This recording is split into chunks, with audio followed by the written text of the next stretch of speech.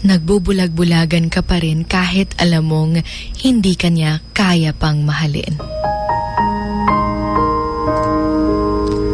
We often hear the question, how much is too much?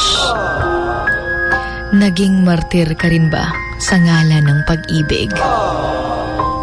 Yung grabe yung sacrifice mo para sa kanya. When you give too much of yourself to that person but you don't get the effort and dedication that you deserve. Most of the time, gusto mong sabihin sa sarili mo na tama na ayoko na.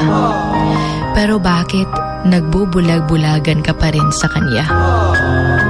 Bakit kahit harap-harapan ka ng niloloko, siya pa rin ang mahal mo?